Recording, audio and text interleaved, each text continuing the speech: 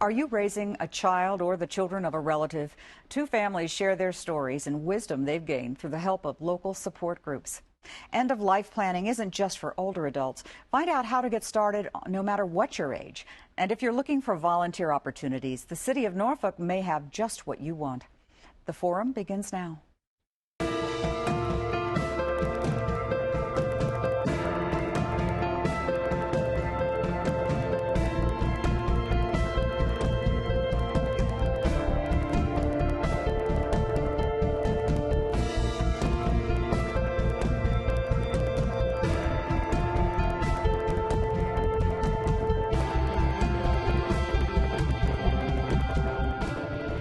Parenting a relative's child or children is a life-changing process.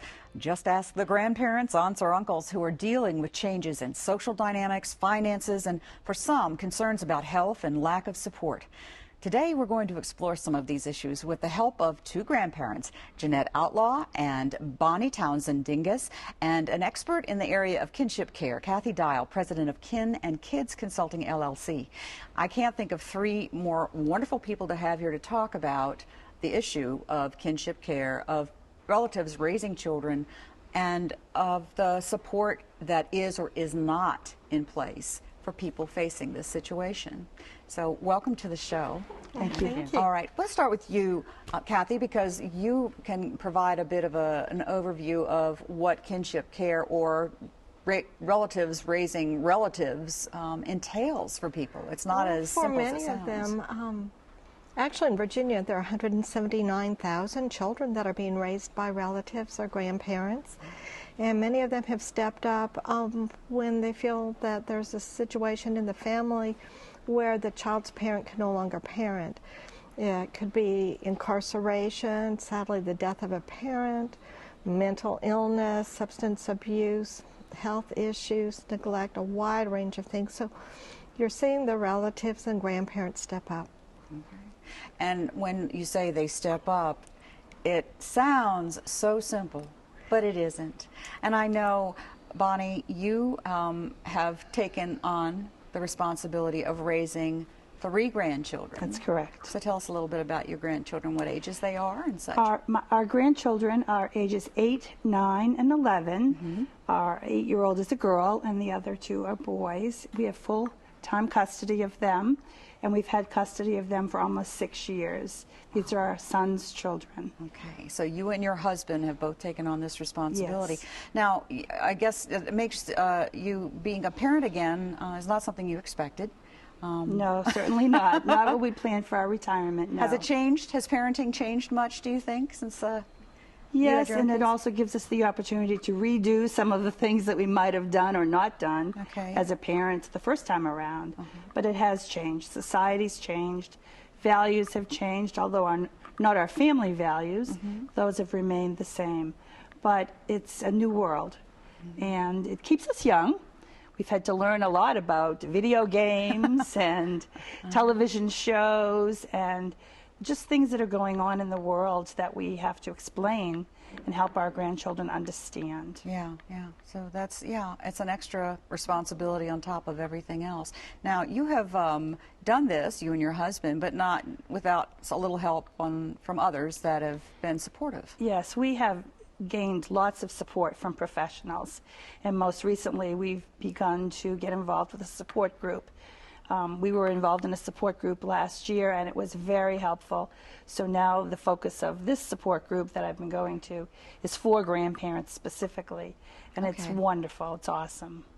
Great. So it zeroes in on that particular group of relatives, as opposed to maybe younger relatives that might be closer in age. Actually, when we were looking at running support groups for grandparents, it's for grandparents of any age or relatives that are raising someone else's child, because they have similar things in common, such as it's a whole new role. For many grandparents, we think of taking our children, our grandchildren home. We feed them sugary things, we play with them, they get cranky, and we say, okay, Mom and Dad, here you go. Right. But when you now become the grandparent or the relative who's raising that child, your role changes. You're no longer the grandma that can have fun. You're now more in the parent role, where you have to set boundaries and you have to work with them where they're at in terms of their needs. And Jeanette, you also play the role of grandma and parent in a number of ways through your church, and you've also Catholic Charities of Eastern Virginia, I know, has been a part of the support that you've been receiving. I joined that organization through the school, since my 2 boys from church that I took under my wing, and I'm kind of a grandparent to them. It's the Catholic Charities, and they come into the school once a month, and we have sessions where all the grandparents or aunts and uncles can come, and they don't feel alone. Sometimes they feel like they're the only ones that's going through this, and we share different stories, and we come together and we help one another. We're not there to judge one another, but you think that you're going through all this alone, and woe is me, and everything that is discussed inside those walls, it stays there, and so they feel comfortable enough to be able to share that they're not failing themselves, because there's so many things that have changed since we had children, and now the children now, we're not doing it the same way. They call me Mimi, but it's like, Mimi, no, that's not the way we do our math. So it's a lot of things that we have to learn, and these organizations bring other people in to help us to cope with the different situations that are happening out there today. And there's just a lot of things going on that we do need support, because it's not easy going back where we came from. So we have to really move forward, and moving forward is a big change in our lives when we become certain age, as young as we are as grandparents. Right, as young as you are. Yes. And in fact, and they make you younger. Incidentally, Catholic Charities has about 28 families they serve in these groups, and about 80 children.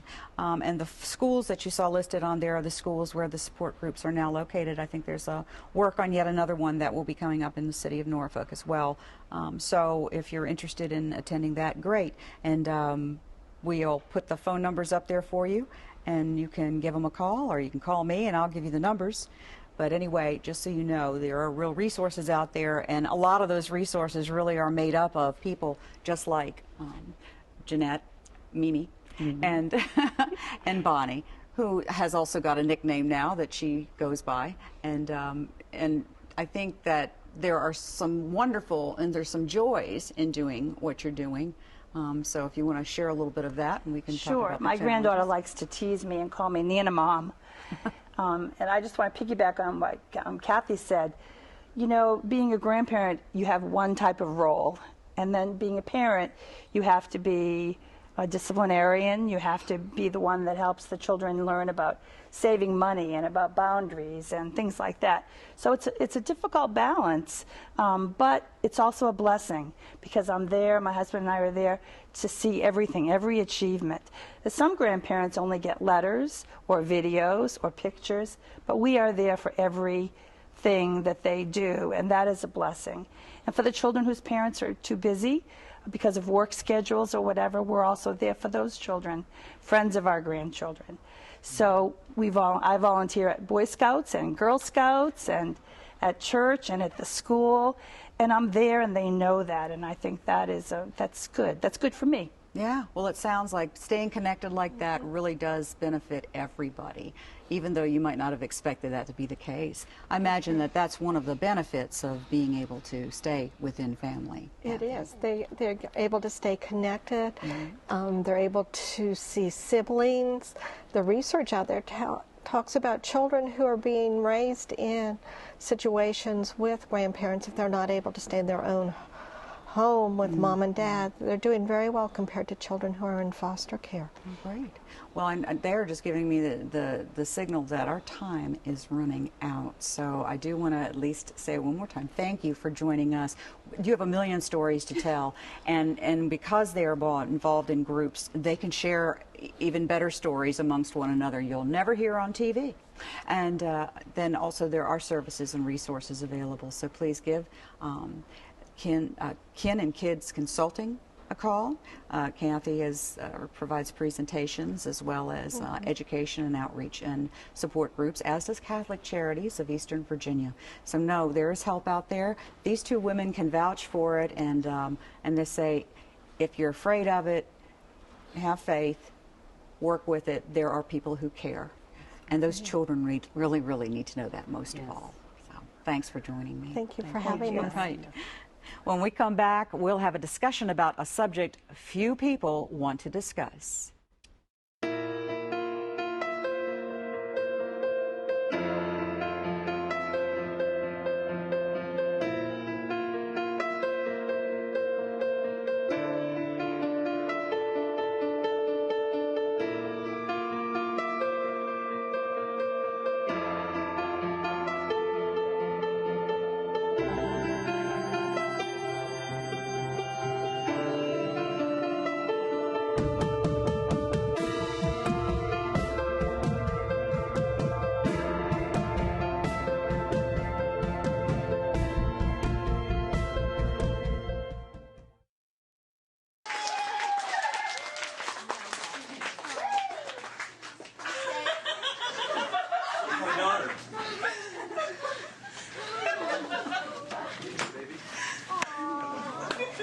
Come here.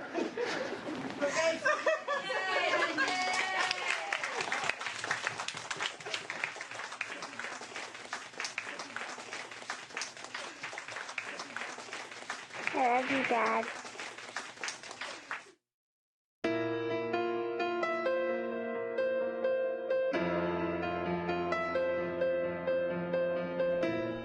If serious illness or injury left you unable to communicate, do you know what kind of medical treatment you desire? Does your family know? Your doctor?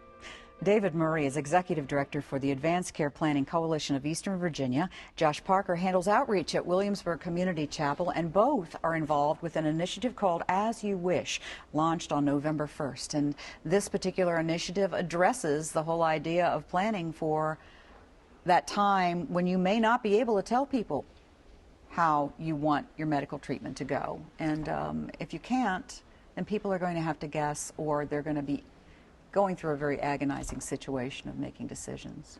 So this coalition was brought about because of a need, and there are a lot of groups involved in making this happen. The coalition was created by 4 health systems who then teamed up with 4 area agencies on aging to get the message out in the community.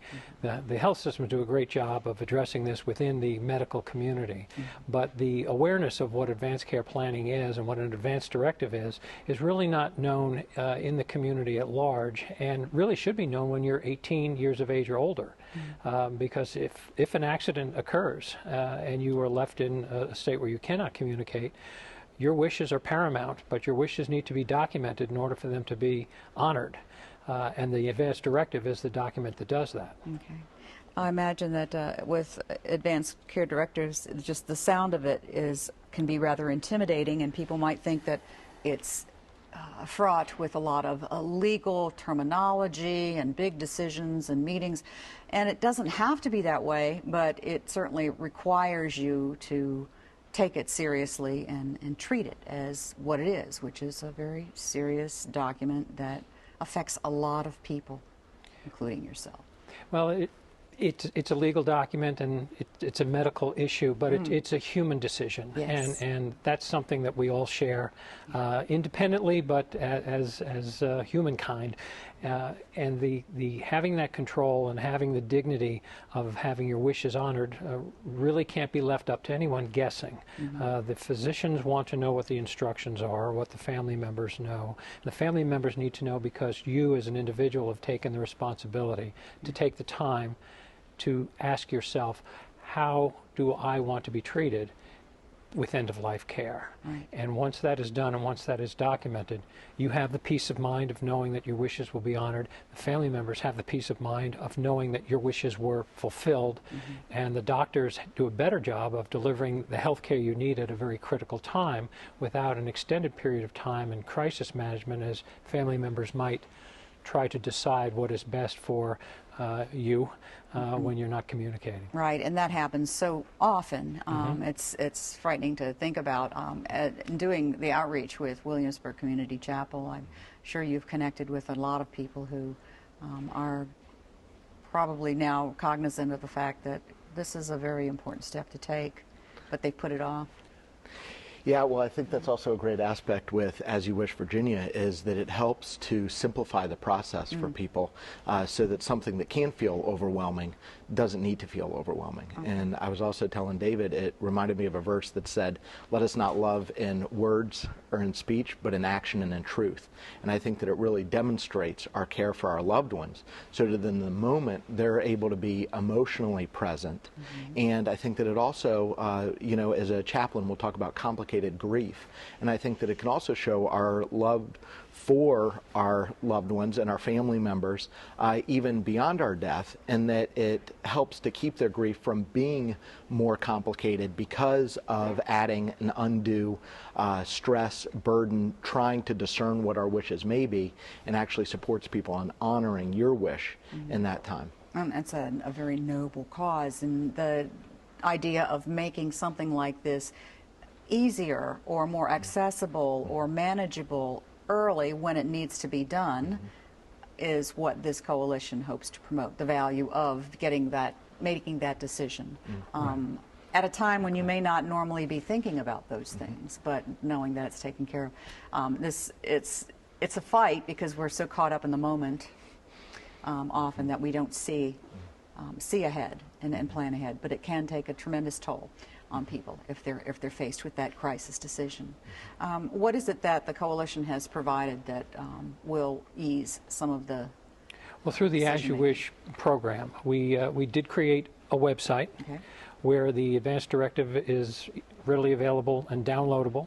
There are frequently asked questions about completing an advance directive, and then there's guidance that we can also offer, because you have really three options now. You can have this conducted with your doctor, perhaps, but if you're out in the community and want some time in the environment that you would prefer to do this in, it may be at the kitchen table.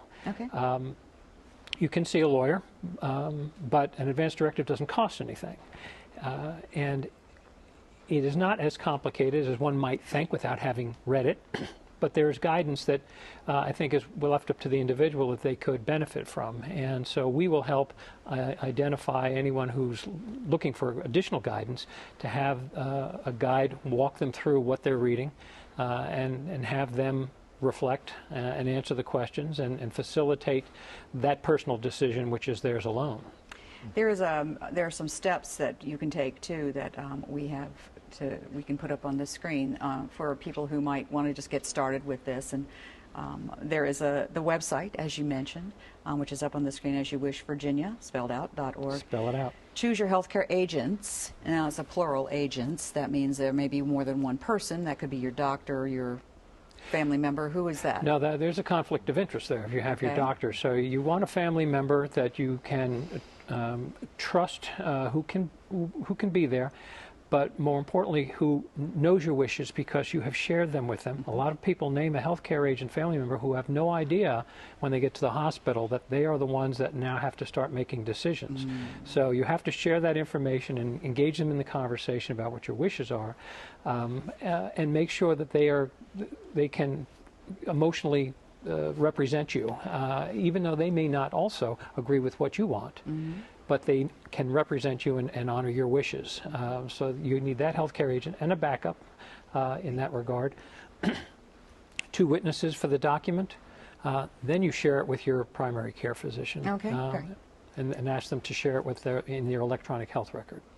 Which is most important. Right, and a lot of these things have been evolving over the past few years. A lot's changed, you know, and so that'll keep you on top of how to communicate this as far as the technical end, but when it comes to the real human aspect of it, it is talking, communicating with those people that you care about and who care about you, about something that may not be comfortable to talk about, but is so very important. I know you couldn't stress that more. Exactly, yeah, and I think that that's the pastoral aspect.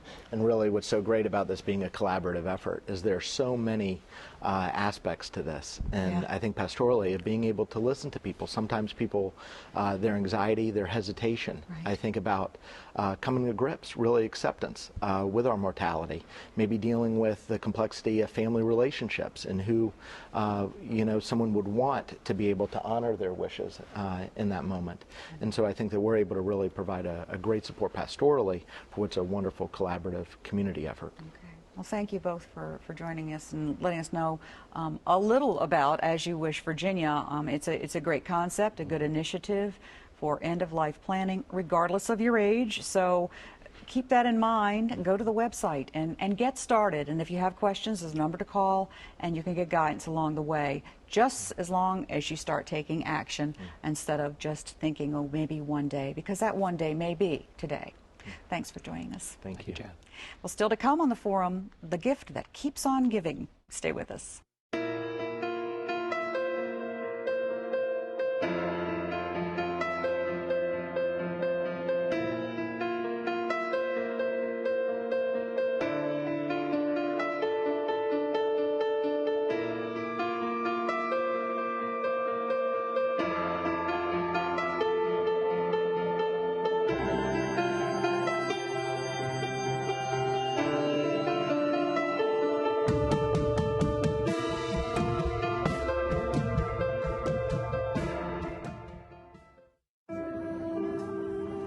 You realize that 49 million Americans struggle with hunger? That's 1 out of every 6 Americans.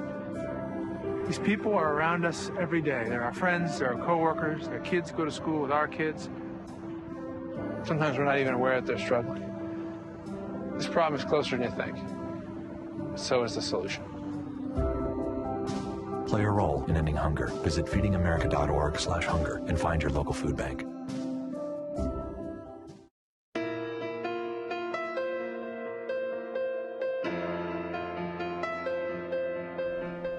Do you possess the time, energy, and enthusiasm to pitch in on a project that supports your city?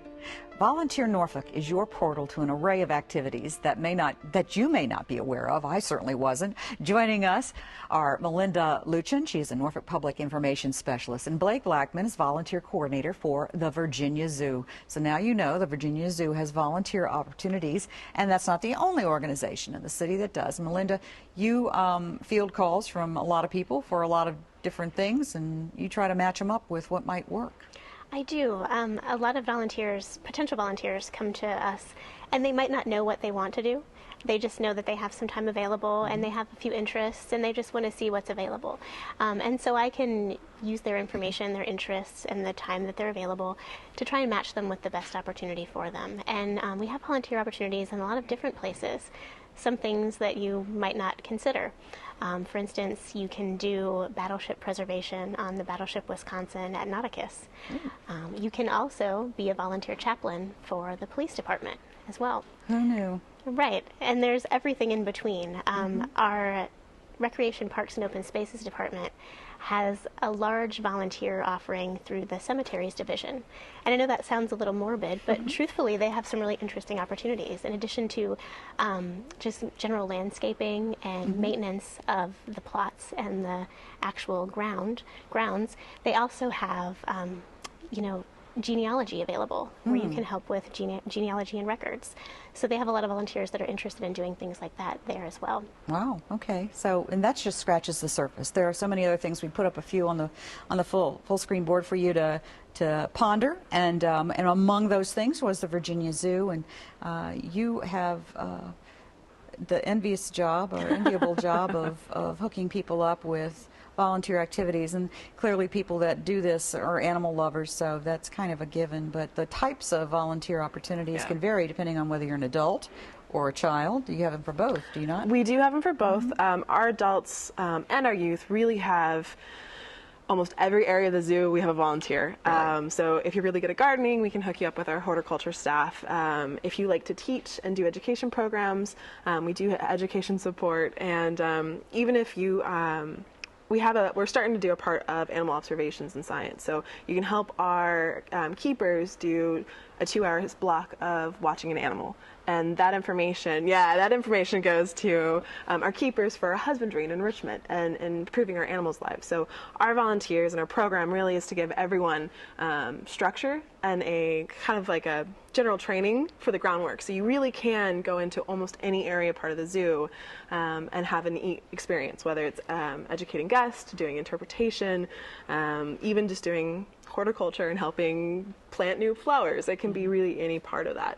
Our youth program, we do one intake for the year, and our youth, we're actually putting together a new program that is going to be pretty much 14 to 18-year-olds that will have a 2-week training and then do a summer program. And we're really excited about it. We're still trying to get all the details together, but it's the opportunity for teenagers to do conservation, do animal sciences, have education in a formal and a non-formal classroom, which is a unique experience, and then interpretation. And what exactly is interpretation? And how do you train people to do things like telling a story or making an animal not just cool, but connecting it to a person? Okay, and because that gets more people interested in the animals. So this is a serious question. So how do the animals feel about this?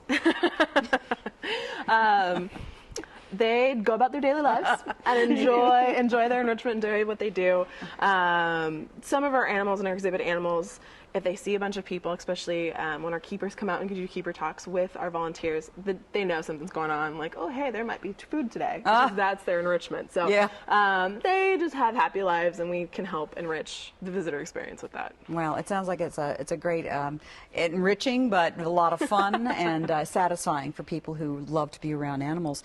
And she's a great representative of an organization that does provide this, and if your interest might be in maybe medical services, there are opportunities in that regard as well for the city. There are. There's a national program actually called Medical Reserve Corps. So part of our emergency operations, they have a few different groups of people that they gather for, those emergency situations where they may need to call upon people. One of those is CERT, the Community Emergency Response Team. And so they train people to help in, after hurricanes, making sure when rescue can't get there, making sure they can do some basic things to help their neighbors and their neighborhood stay safe. And the same goes with the Medical Reserve Corps. They take people that have medical backgrounds and use them whenever they, have something that they are of need. Okay, well then it really touches all aspects of life, and people's interests are really covered through the volunteer opportunities, and she just touched on a few of them. So give them a call, or give Melinda a call, that is. And your number? It's 664-4031. 4031, 664-4031, and also a website, which is norfolk.gov/volunteer-norfolk, which is the name of the program. Thank you, Blake. Thank you, Melinda, for sharing a little bit of information about volunteer opportunities in the city of Norfolk. Now we just need you to get on the phone, get on the website, and give Melinda a call, because there's always something out there, and you may not have even known it existed, but you'll be glad you did. And thanks again for joining us. And thank you for joining us. We'll see you again next time.